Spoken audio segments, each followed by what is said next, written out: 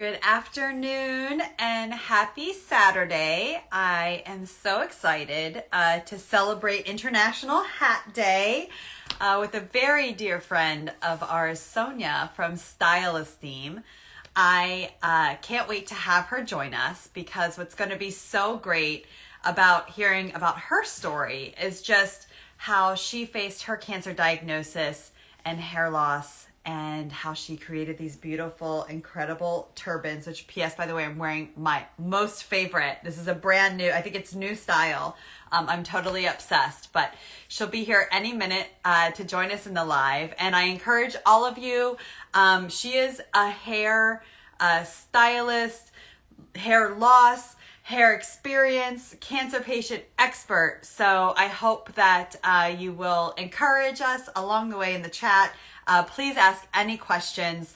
Hello, bald ballerina. You look beautiful in these as well. I'm so excited that you're here. I hope you're feeling well today. Here comes Sonia. So she's gonna have to tell me if I've styled myself right, because I'm not even sure, but I think it's so cute and adorable. We are twinning. Yes, we are. I Hi, love you look it. Oh my great. God. Welcome to your day, International Hat Day. I mean, I just can't even believe it. Thank you. Thank you so much. I'm so happy to be here and to be celebrating with you. And I feel that it's so fitting, even though you're not a hat brand necessarily, what you're doing has encouraged me so much throughout my journey, and especially when I was pre-launch to actually go through with what I wanted to do. So I'm so happy to be standing here. It's like a pinch me moment to celebrate it with you. So thank you for having Oh, me. well, you're so incredible. You know, I'm the biggest fan of your turbans and your hats. And mostly, so much of my love for what you do, stems from the fact that, when I got diagnosed with breast cancer at the age of 27 in 2010, it was figuring out what I was going to do with my Yeah. hair and my hair loss. It was just a horrible, awful Yeah. experience. Yeah. Because it was you went to this crazy wig shop and every single wig was an old lady's hair wig, with the curlers and the gray hair. Yeah. And then secondly, they're like, well, here's a ball cap with strings of hair hanging Oh out of no. it. And so I wore scarves. I wore scarves my Yeah. entire chemo treatment because I literally could find nothing. And had I had something first of all, as adorable, cute, soft, and comfortable as these are, it would have been so great. But Yeah. before we dive into all of that, why don't you just share a little bit, what got you started and why did you create Style Esteem? Sure. So for those of you who may not know me, my name is Sonia. I'm the founder of Esteem Wardrobe. And my journey started when I was diagnosed with an early stage triple positive breast cancer at age 29. And at that time, I didn't have any family history or known genetic mutations. So I was really going into it with a completely blank canvas. And so one of the first things that happened to me was after my first round of chemo, my doctor told me, your hair is going to fall out before the next time you come back. So make sure you buy a wig and just be ready for it to happen. And knowing what we know about cancer patients, I mean, I think everyone can associate a bald head and a wig with a cancer patient. If you don't know anything about cancer, you at least know that much. So I thought, okay, this is just part of the process. I just have to do what my doctor says. So I bought the wig. I bought a wig that looks a lot like your hair, actually, if you can believe it. It was like a blonde Wow. bob cut wig.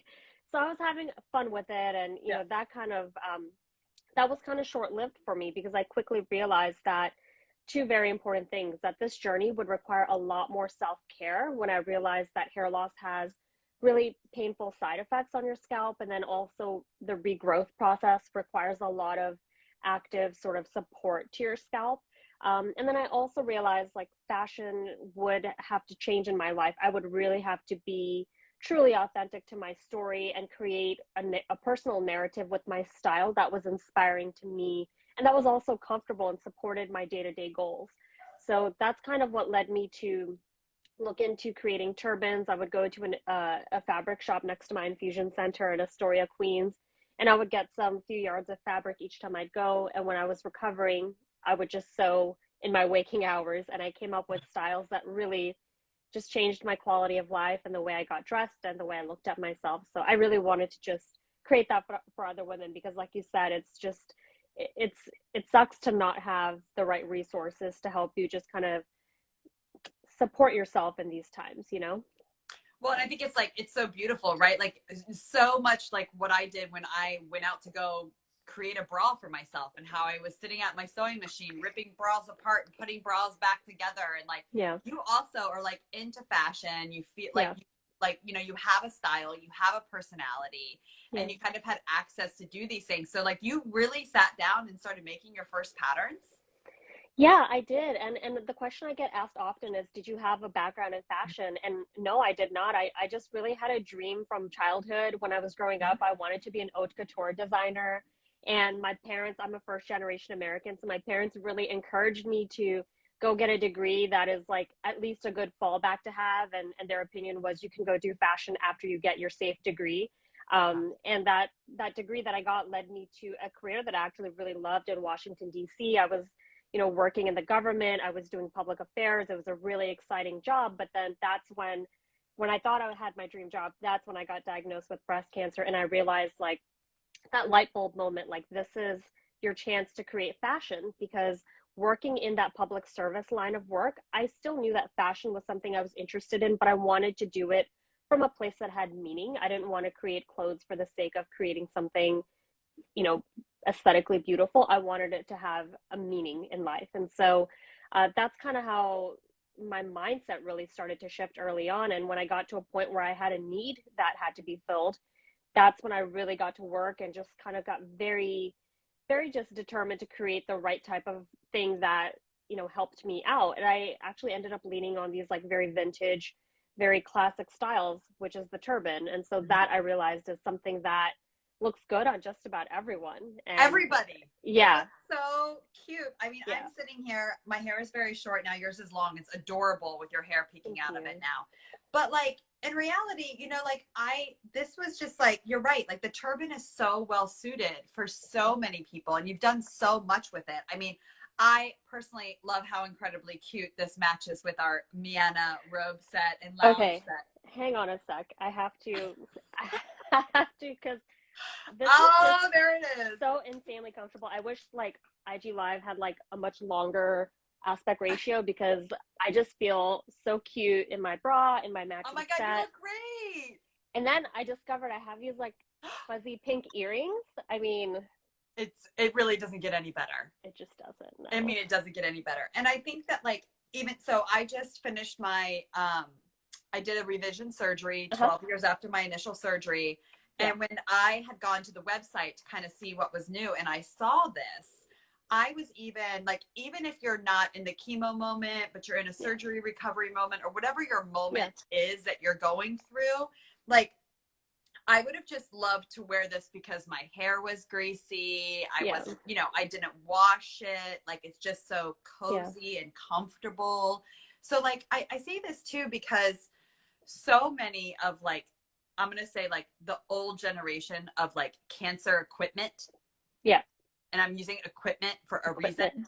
Utilitarian. Yeah. Utilitarian aspect stuff was just like my biggest issue was like having things that I needed to throw into the trash after I was done with them. And like what I love, what you've done with Style Esteem and what I hope to do with AnaOno, right? Is like that robe and those lounge pants are just as beautiful to like lounge around in as they are to recover from a surgery in.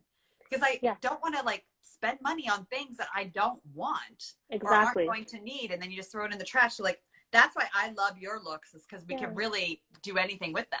Yeah. And one thing that I think is super important, I think something that drives you as well, I'm sure, is this idea of creating fashion for the person, not for the cancer patient, because we're more than cancer patients. We had style and personality and dreams and goals and all this before this diagnosis came into our lives. And there's no reason that we should stop expressing our style because we're sick or we've got a diagnosis now.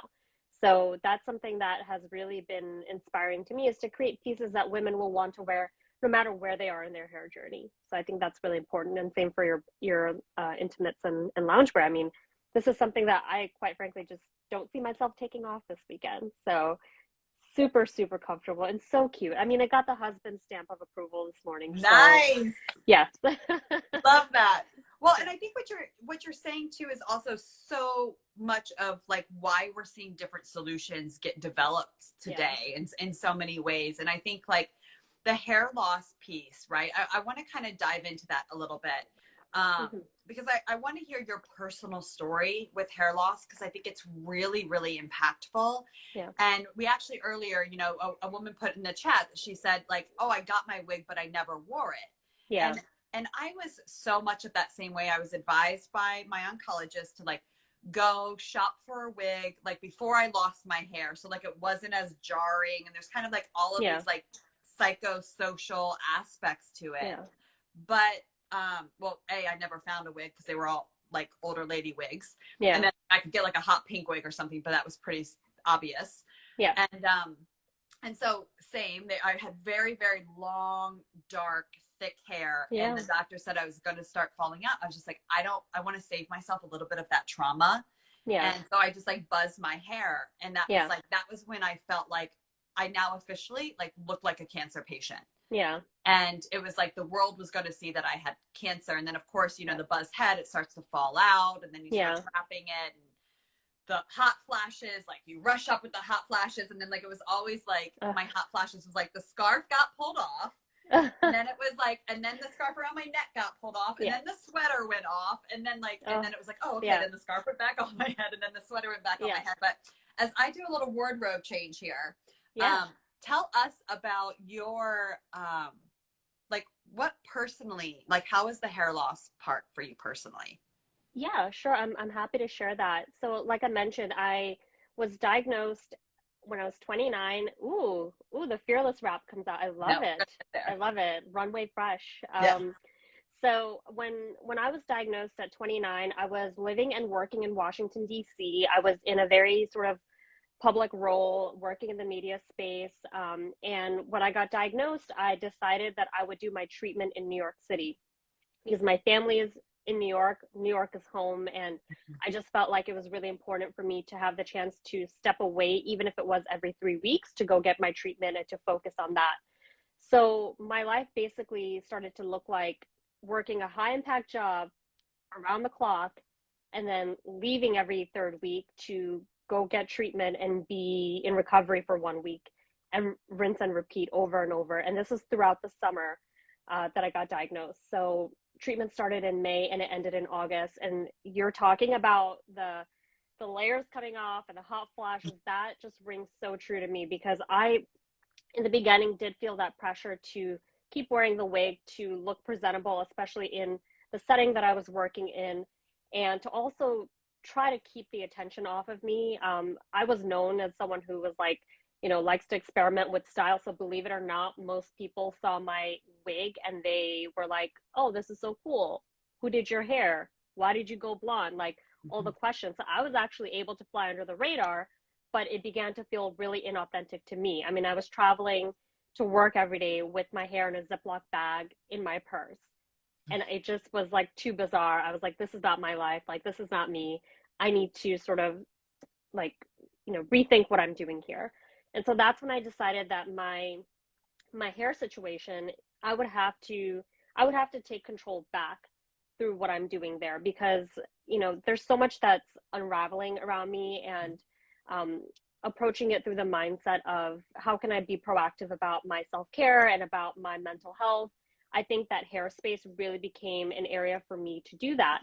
And so the first step was actually, you know, saying, I'm going to go shave my head now.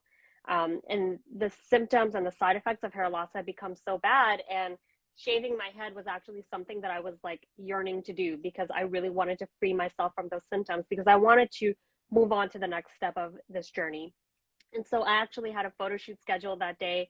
I went up to New York. After the photo shoot, I took a cab into the city. My family met me there, and I had a head shaving and I had a little scalp massage, a little shampoo.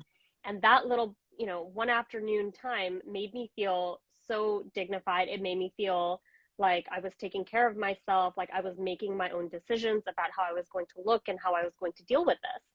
And at that point, I was able to then open my mind up to, okay, what comes next? What other solutions are out there for me that uplift me and tell my story the way that I want it to be told?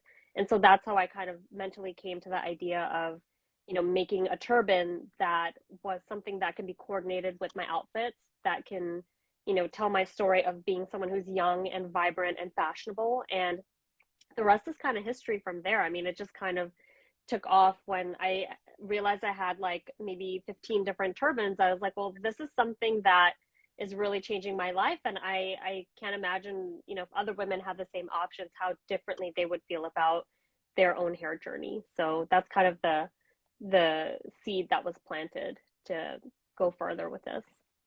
I think what you said like will ring true for so many people as well. Yeah. Is this like level of when do we show up for ourselves and how Yeah. do we show up for ourselves? Like as a cancer patient, right? I Like you think almost I think that's a great segue for me to do my okay, outfit change of how I'm going to show up yes, to this you thing. go. So Okay, good. You go go right wardrobe ahead. change. I will tell my story. Yeah. But I think that there's like this way of like, how do we authentically like show up, not for other people, but for ourselves? Because as cancer patients, right, we hold on to this like, how do I make other people around me feel more comfortable? Yes. Because cancer's uncomfortable. And it was like, I knew that my bald head was Yes. uncomfortable for the Yep. people around me. So Yep. much so that oh my God, this is like, it's one of my favorite stories. And I got to get through it to tell you why. Yeah. But we were in Costco buying like crates and crates of smart water because Okay. I was always dehydrated from my chemo.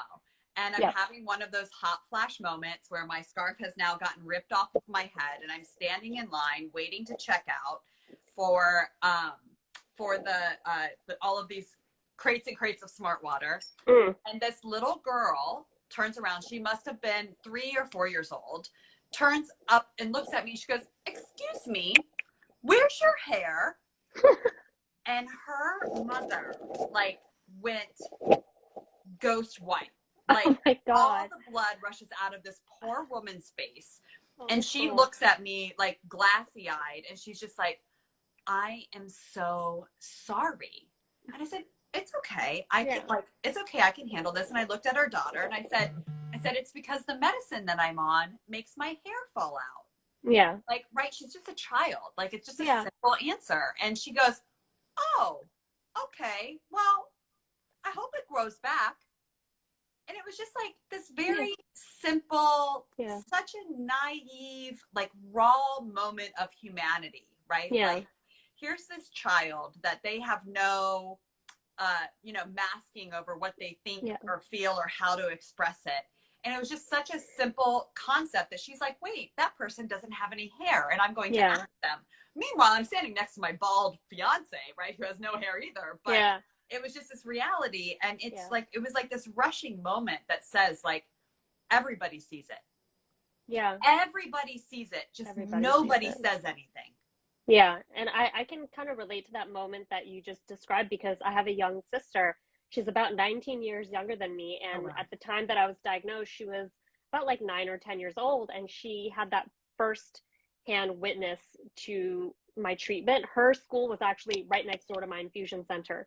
So there was just so much of a closeness with her, seeing the whole process and seeing everything. And I can't imagine what she was really thinking during that time because it's such a jarring thing to see as a child. But yeah, those conversations about how you look and kind of being able to talk, I think being able to talk to a child about it is actually kind of a way to, I don't know, at least for me, it helped me kind of just come to terms with some of the things that were happening because it's just, you're explaining it, it's part of life, and you're accepting it at that time. So yeah. Yeah, and it was just and I don't know if this was you as well, but like I got to the point where we would back in the day when we used to go out to restaurants. Yeah. um we would be out at a restaurant and I would be like, "Oh, that lady's wearing a wig. That Yeah. lady's wearing a wig. That Yeah. like that person has cancer because I can see she doesn't have any hair underneath her hat." And Yes. like it was just always these like little nuances, right? Yeah. Where I was like I was noticing it, and Yeah. it does, you can't help but like kind of make yourself feel self-conscious in those moments because you're like, is Yeah. everybody also looking at me? Yeah, I agree. And I don't know how it was for you when you were going through treatment, but for me, I actually wasn't talking about what I was going through. I had made a decision that I have to look inward and I have to focus on myself in order to get through this. So I really didn't tell anyone. This is before I went public with it on social media. I basically told enough people to make sure my cat in DC was taken care of when I traveled for chemo, because I had to leave her behind each time. And other than that, I didn't tell anyone. But when I came home for treatment, I live in an area, well, at least I no longer live there, but my parents still live there, where there's so many other people from our community, so many other Indian Muslim people in our building and around our block and in our neighborhood. And I know for a fact that people were texting each other about, I saw her, she looks really skinny, which is saying something, and she looks like she's wearing something on her head. Like, do you know if she's sick? And I'm like, it's really, it's not for public discourse. Like, if you decide that you want to go through it on your own, Mhm. to hell with what people think, do it on your own, pay attention to yourself, focus on you. And then when you're ready, you can talk about it or not. It's up to you, really. But that's how it was for me. And yeah, it was hard to kind of bear that, the vision of the bald head, and still keep my privacy. So, if you're going through that, I really do feel for you. I know what that's like. And yeah, I know it's not easy. I love that level of encouragement, because I feel like, as we exist today, and maybe pressures that we put on ourselves or Yeah. society puts on us, like, we have all of these platforms, we want to tell everybody our stories, but like, Yeah. in reality, you don't have to. Like, Yeah. not, you don't want to. And like, these are like ways and solutions and like opportunities, through hats and fashion and style, Yeah. to help keep that story personal and not Yeah. public. Yeah. And which leads me to like, what you're wearing is absolutely adorable. Thank Okay, you. so what is this one? So this one is our latest couture style, and I love it. it's called Twinkle Twinkle I'm a Star. So on your note of like keeping the story personal, Mhm. a lot of our turbans have like really fun names that are designed to help you kind of feel like it was made for you and it's telling a part of your story. And so this particular turban is the third design in our couture collection, which launched over the summer, which is an homage to my childhood dream, like I mentioned, of Mhm. creating couture. And so it's like been a full circle moment for me to create this. And I hand make all of the couture styles. There's beading up here, and there's like a bunch of really lovely, delicate ruching all around, and it's sparkly and very elegant. And I also personally love like the two-tone look, like mixing Mhm. silver and gold together.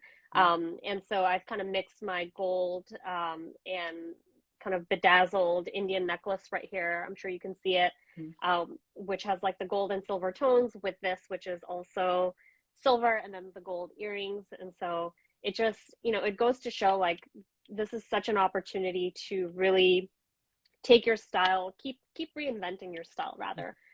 Because a turban is just kind of, I think, like a gateway to that, because it helps you sort of see a way forward for yourself regardless of where you are in your hair journey. And so you can kind of take care of that area of your style and then kind of keep pushing the envelope for yourself if that's what you want to do. So Well, I this love is, that, because this one was yeah, designed for our New York Fashion Week show that was yeah, in with hashtag Cancerland and in support of Metaviber. And this is the yeah, Fearless Turban, is it not? yes, Yes, and yes, it's the Metaviber color. I don't even know how you found this material. I remember working together when you're like, hey, what do you think about this or this?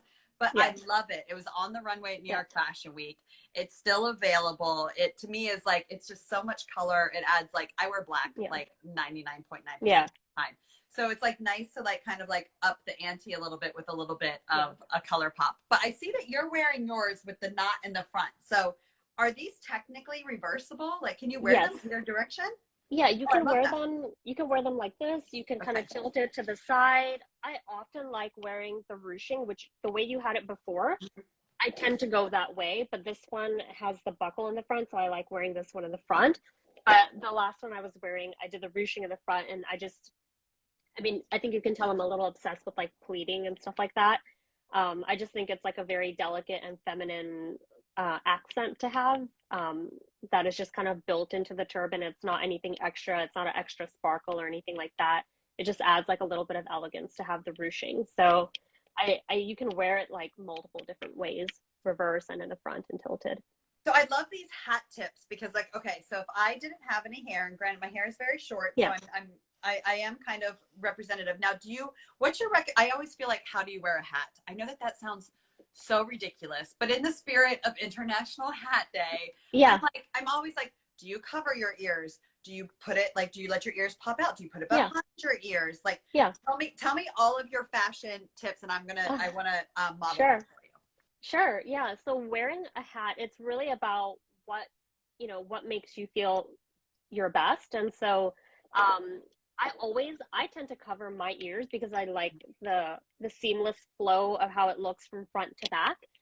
If you want to open it up and like have your ears peek out like this, if you're wearing earrings or something, something like Yeah, an it's nice to put accessory it right there, yeah, I you love can the do idea of a that. pearl earring. Yeah. Of course. And then, there's nothing wrong with also keeping it tucked behind your ear if you're more comfortable that way, if that's your style preference, or if you are also someone who gets warm very easily and you want a little bit more breathing room, that actually kind of opens it up a little bit. So it's really up to you. There's not a wrong way to do it. It's about what you see when you look in the mirror, and kind of going with what makes you feel your best.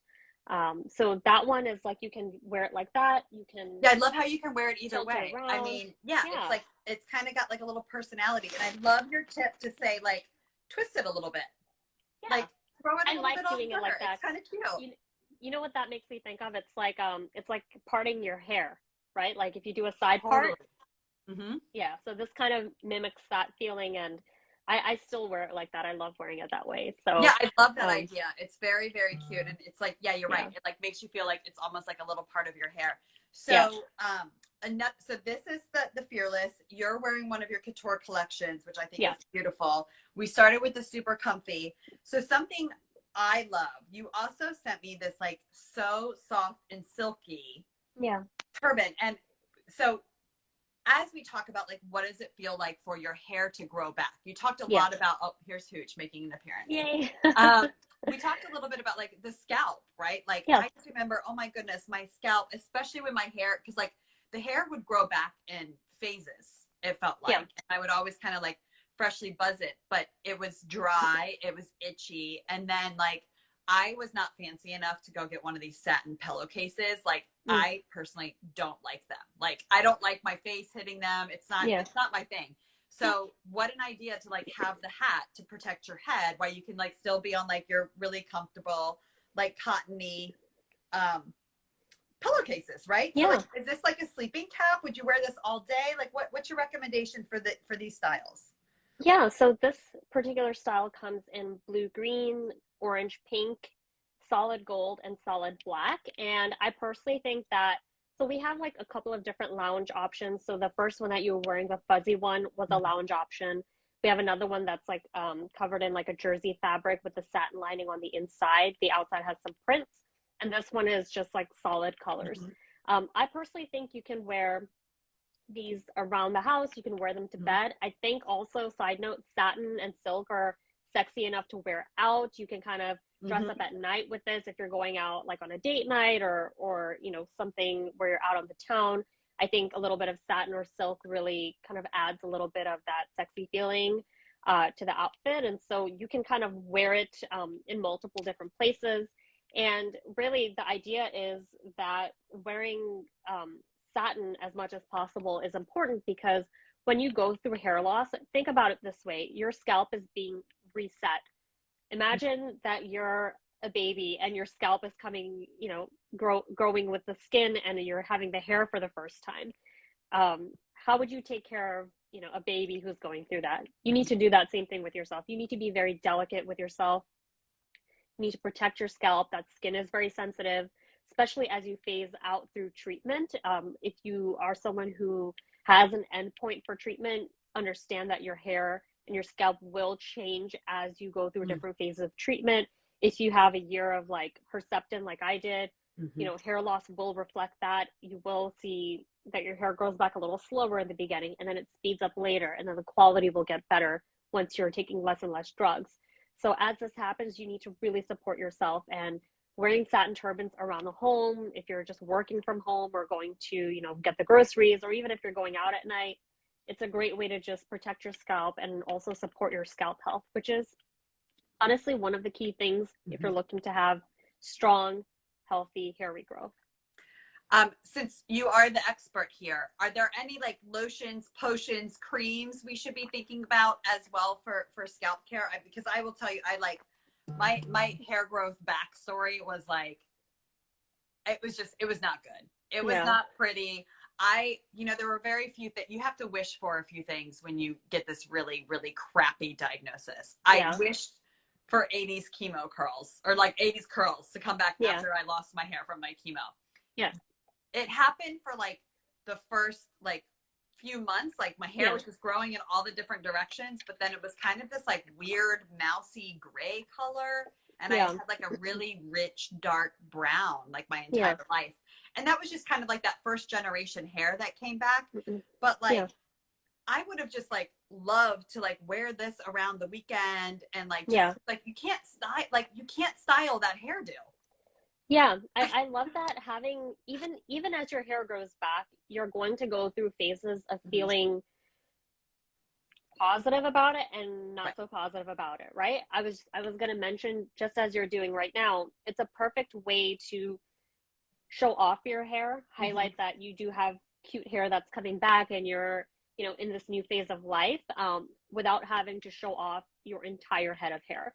So, you know, this is something that I did very often because my curls did come back. Um, but I did the thing where I would pick out a curl here, Huh. a ringlet there, you know, Huh. just I would just play around with it. Sometimes Mhm. it would be completely covered and I would just bring them down like here, you know, like, Mhm. I don't know, I like to think of it as like 90s prom hair when you would have like Yes. the really tight curls. I would just The like ringlet. Yeah. bring it out, you know? Yeah. So you can really play with it. It's a way to kind of show off as much of your hair as you want or as little of your hair as you want. Yeah, I there you love that. go. Yeah, look at I know you're inspiring me. I'm like I should try I some love hair it. care. Yeah, So that's so great because you're right. Like this is like part of like that process of like yeah, getting through all of the bits. And again, I see you all the time with these turbans on, even now that your hair is coming back and you've like grown so long since I've known you. Even I feel like when I met you, your hair was just like so yeah, tight and close. And I think too, like what we do, like when you meet somebody that you never know, and I yeah. did a lot of that, like you sort of explained how you kept it really personal. And when I Mm, moved from Colorado out to Pennsylvania, I started working in anthropology. yeah, I was like, and I had that really short, like kind of weird curly hairdo. Like I didn't tell anybody I had breast cancer. I yeah. really thought, especially in the fashion industry, um, especially in the era that I was in the fashion industry, it was so cutthroat.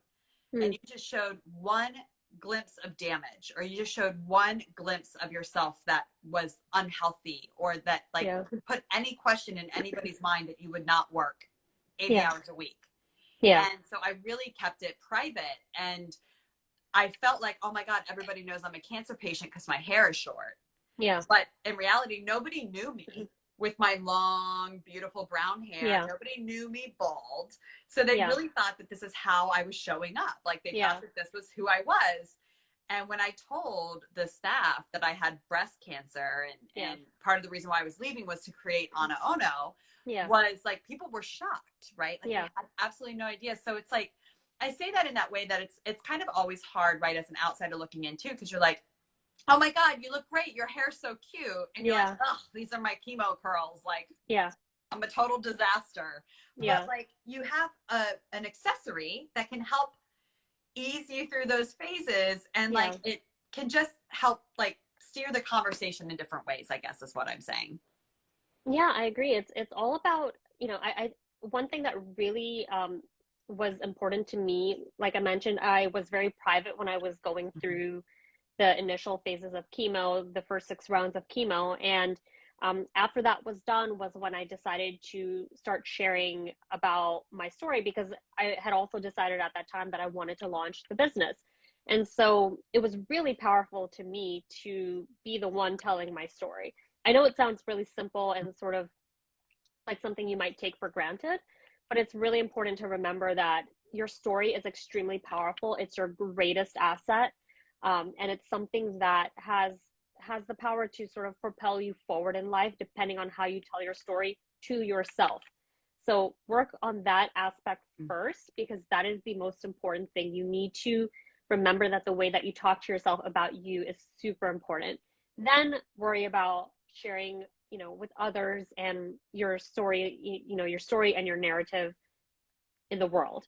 I think that that's like something, if you tell yourself certain amazing things about yourself, no one else can tell you otherwise. No one else can prove your narrative wrong to you. I think that's something that to this day is very important and helps me keep going. Yeah.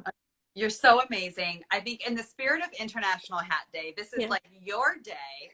Yeah. I think that I want to wrap up with two questions, and then Sure. we're going to let everybody know where to find you. So Sonia's entire story, well, not entire story, but highlights of her story are on our blog at anaono.com. And one of my favorite answers to the questions I asked you was, today's International Hat Day, but if you had a day, what would that day be called? Okay, so of course, our day would have to be called Style Esteem Day. And that would be a day where, it's a day to celebrate how fashion has the power to tell your story and to celebrate that story, what that story is. And that's something that I feel so blessed to be on the inside of, to know that, the things that we wear every day have the power to change how we see ourselves and how the world sees us. And that's a Style Esteem Day would have to celebrate that. Well, I would absolutely celebrate that, because I just thought it was the simplest but most beautiful answer ever. And I love that you called it Style Esteem. Yeah. And so with all of that being said, where can people find you? Sure. Do you have any great specials going on this weekend? Yeah. And how can people get a hold of you? Sure. So you can find us on this account. You can follow along at Stylesteem on Instagram. You can find our shop at stylesteem.com. We have a really awesome site-wide sale for National Hat Day. It's 20% off through Sunday night at midnight. So please check that out, take advantage. And you can also, if you so wish, you can follow along my story at NY Mannequin, where I share about my personal journey, kind of advocacy for my own community of brown women and young women at large, and just sharing more about fashion. And there's a lot more. Yeah, there's a lot of fashion on that page. So if you're into that, please check that out. And I just, please get in touch if you have any questions at all about turban styling or hair loss. Head to our blog or just DM me. All the time I get DMs, and I'm so happy to answer those questions and make it easier for you all. So don't hesitate to reach out and send your questions. I love that. And we'd be amiss if we didn't give a shout out to your little mannequin sidekick. Yes. Who I see over your shoulder. You're twinning. You were twinning with her. Yes. I'm now twinning with the mannequin. She, like, to me, is like my most favorite token that you have. I just love how she pops up everywhere. Yeah. She has her own little side adventures. She does. It's just brilliant. I love her so much, and you bring her everywhere you go. Thank you. Yeah, this is Grace, and I actually would keep my wig on her when I first started treatment, and when I decided I'm no longer going to wear the wig, I decided to bedazzle her, because I thought that was like the only fitting way to sort of transition into the next phase. And now we take her all over the place and take pictures of her in all kinds of places to show that, you can go anywhere and do anything. It doesn't matter where you are in your hair journey. Absolutely. I love it so much. And thank you for taking time out of what I know is your busy day. This would be like if it was our bra day. Bra day, yeah.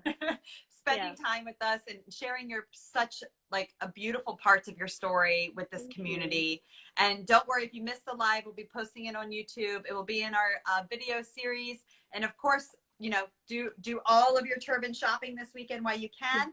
And if you are watching this after Hat Day, you can also use AnaOno 20 at checkout Yes. for 20% off. So thank you, Sonia. We're so appreciative to have you. Keep up the good work, and we'll talk to you soon. Thank you so much. Talk to you soon. Take care, everyone. Stay safe. Bye. Bye.